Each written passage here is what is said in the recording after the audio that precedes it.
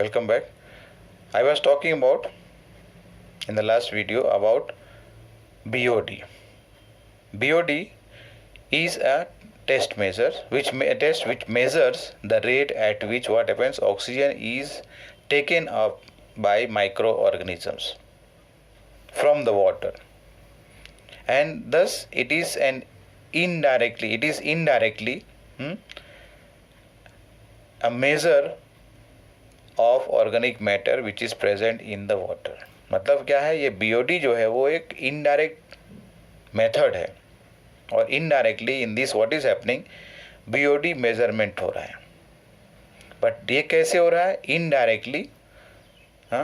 BOD is a measure of the organic matter present in water.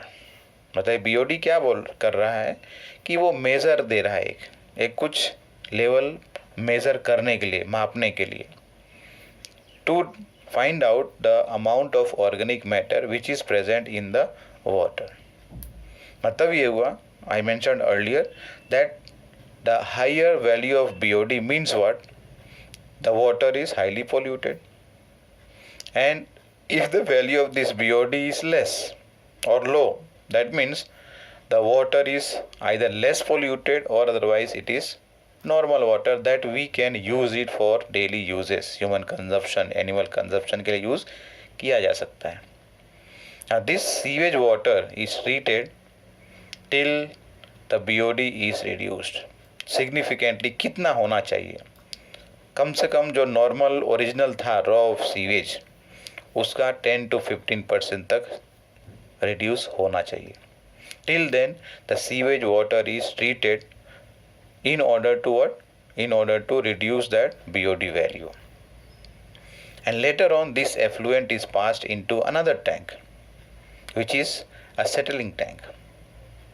Which is a settling tank where what will happen? The bacterial flocs are allowed to sediment. मतलब ये bacteria को क्या कर रहे हैं? Settle कर रहे हैं. Some of the bacteria growing there are going to die, and as a result of that they are going to sediment at the bottom. And this sedimented part is called as now activated sludge. That is called as activated sludge. Now till now we were talking about aerobic bacterial growth. We were talking about aerobic microorganisms. Okay. Now we are going to talk about anaerobic here. Now whatever sediment is formed here, I said, is called as activated sludge. तो ये तो नीचे settle हो गया. What about the supernatant, या फिर ऐसा बोलो effluents? So that will be passed into another tank again, and this tank will be having anaerobic condition. मतलब वहाँ ऑक्सीजन अवेलेबल नहीं होगा. The air will not be pumped out inside this tank. Just you see this line. What is happening here? Some part of this activated sludge is even pumped back into the aeration tank. यहाँ जरा figure में check करो. हमने बात किया primary sedimentation, वो सब हो गया, बाद में एरेशन टैंक में आया.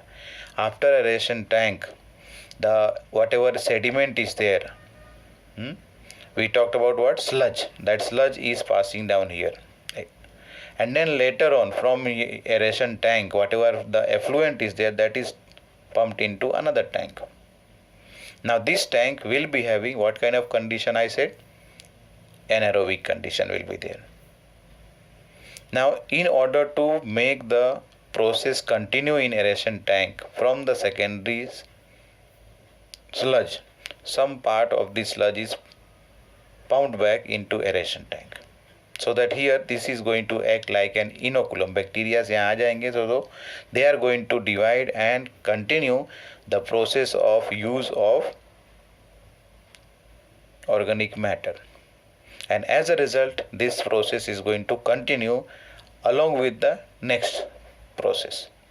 Next process we are talking about what? Anaerobic sludge digester. ये जरा रीड करके देखो. A small part of activated sludge is pumped back into aeration tank to serve as an inoculum.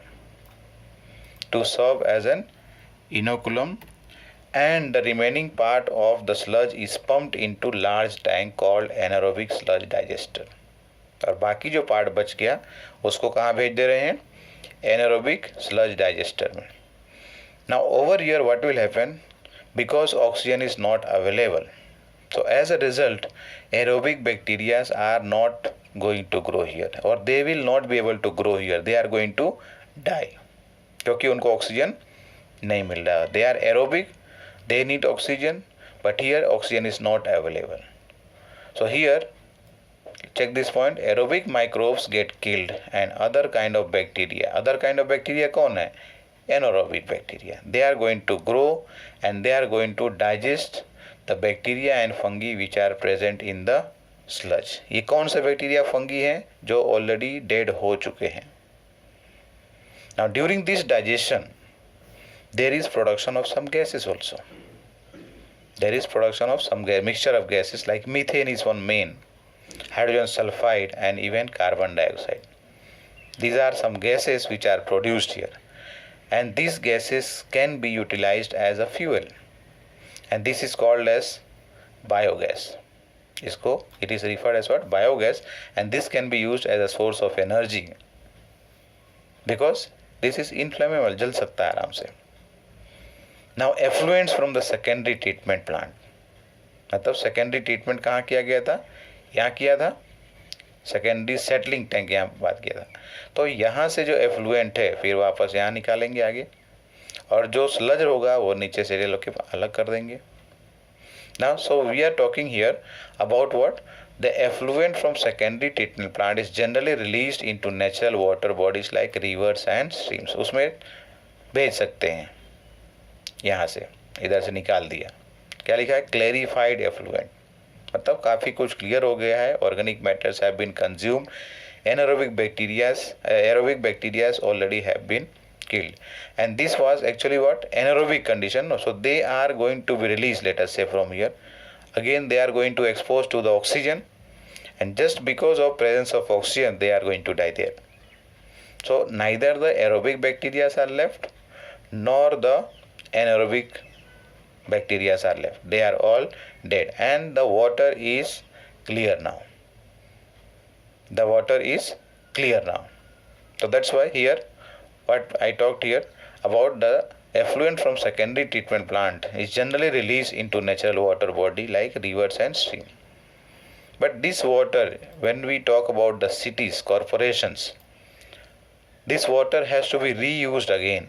उसको use करना है वापस. तो for that tertiary treatment also is done, and this treatment is done to remove nitrates and phosphates, and this will be done by a precipitation technique so that the water becomes safe and pure, which can be used for drinking purposes.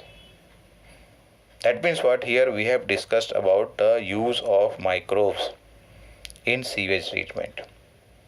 Now here we can appreciate, we can understand how microorganisms can play a very important role in the treatment of wastewater, and that also millions of gallons of wastewater every day, not only in one city, throughout the world we are talking. And whatever method is being practiced now, sewage treatment plant, this methodology or method has been practiced from a century, more than a century now, because this is being practiced in almost all parts of the world. And there has not been any technology, man-made technology कोई आज तक नहीं आया which can replace the action या फिर role of microorganisms for the treatment of sewage or otherwise the wastewater till date. आज तक कोई ऐसा मेथड मैन-मेड टेक्नोलॉजी नहीं आया है जो माइक्रो ऑर्गेनिजम्स का काम कर सके ताकि हमारा सीवेज वाटर क्लीन किया जा सके.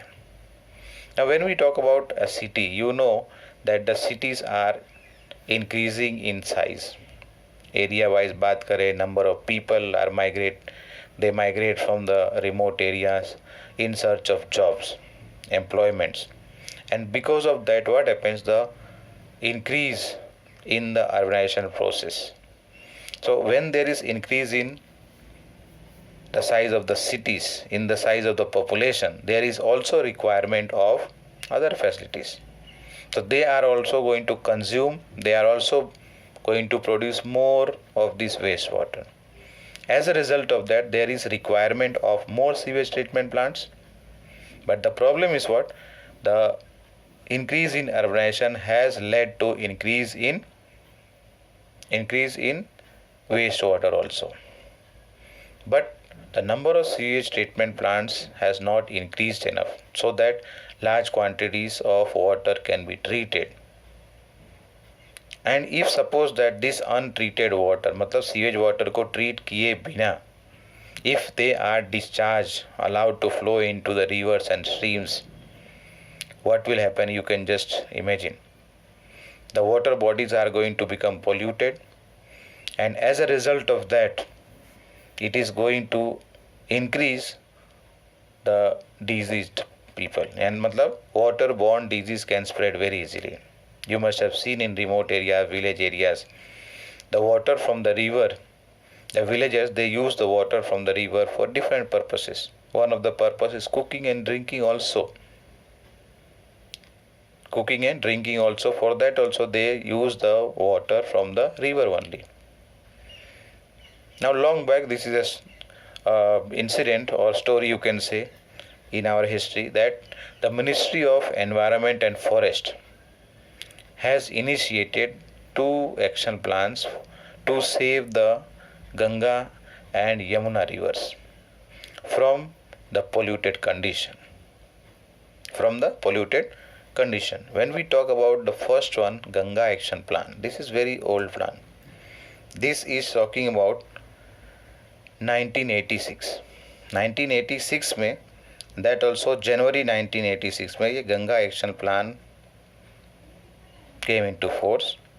Some objective 2-3 I'll just mention here. It is not given in the textbook. I am talking something from outside. First one is, the main objective was to protect the river from the pollution and to improve the water treatment process. That is sewage treatment की बात कर रहे हैं, उसको improve करना, and also to prevent the mixing of industrial waste.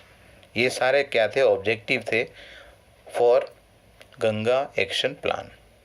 Then second one, we are talking about Yamuna action plan.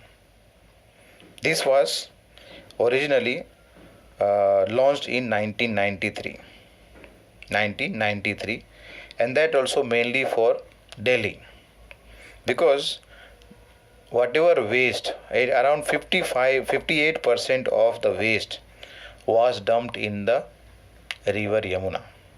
So in order to save the river from getting polluted, this was launched in 1993. That means Yamuna Action Plan was launched in 1993.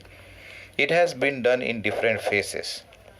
Phase 1 में सिर्फ दिल्ली को target रखा गया, and that also for around 22 kilometre length को, 22 kilometre stretch of Yamuna river which is in and around Delhi. Second phase में the work was taken to include 8 towns through which Yamuna river flows. 8 towns were in UP, and later on third phase में 2013 में आगे continue किया गया. So that was little bit more idea about what action plan, that is Ganga and Yamuna action plan. Now under these plans, what was the main objective? I told you, but here let us see this last point. It is proposed to build a large number of sewage treatment plants so that only treated sewage water may be discharged in the river. Same thing what I mentioned here. Main aim was that only to reduce the pollution of these rivers. So that was about the role of microorganisms in treatment of sewage water. That is microbes in sewage treatment.